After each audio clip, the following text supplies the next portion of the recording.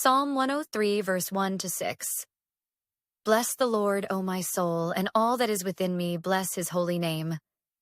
Bless the Lord, O my soul, and do not forget all his benefits, who pardons all your iniquities, who heals all your diseases, who redeems your life from the pit, who crowns you with loving kindness and compassion, who satisfies your years with good things, so that your youth is renewed like the eagle. The Lord works righteousness and justice for all who are oppressed. Explanatory commentary and contemporary relevance. A full-hearted response. Verse 1 and 2. The psalmist begins with a call to worship that engages every part of our being: heart, mind, strength, emotions. By repeating, "Bless the Lord, O my soul," the writer underscores the importance of both initial gratitude and ongoing mindfulness. Today, in an age of constant distraction, smartphones buzzing, social media feeds refreshing, this is a reminder to pause, look inward, and center our awareness on the source of every blessing. We're invited to cultivate practices, prayer, journaling, meditation on Scripture, that help us not forget all his benefits. The benefits remembered. Verse 3 to 5. Pardon of sins. Who pardons all your iniquities points to God's mercy, erasing the guilt that can imprison us in shame or self-condemnation. Healing of diseases. Whether physical illness or mental anguish, God's compassion brings restoration. Redemption from the pit. This echoes rescue from situations that feel desperate: addiction, deep depression, abusive relationships. Crowning with loving kindness and compassion. Rather than leaving us in our failures, God covers us with steadfast love. Satisfaction of years and renewal like the eagle. Even as we age or face weariness, his goodness replenishes our strength and hope. Modern application.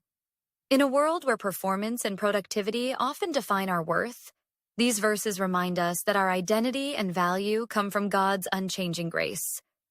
When job loss, health scares, or relational breakdown threaten to define us, we can cling to the truth that we are pardoned, healed, and crowned with love. God's justice for the oppressed. Verse 6. This verse shifts from personal blessing to divine action in society. The Lord works righteousness and justice for all who are oppressed. Biblical justice. God doesn't merely offer private relief. He orchestrates broad transformation, setting captives free, exposing corruption, uplifting the marginalized. Contemporary implications. Today's headlines abound with stories of systemic injustice, racial inequality, refugee crises, human trafficking.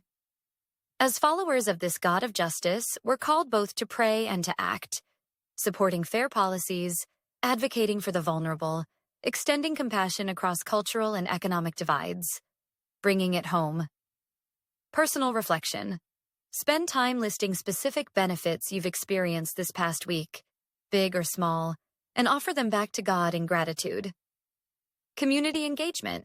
Identify one cause or organization fighting injustice today. Pray for their work and consider tangible ways you might support or volunteer. Renewed strength. When you feel weary or burdened, meditate on verse 5's promise of eagle-like renewal. Allow God to lift you up, soaring above circumstances with fresh perspective and energy.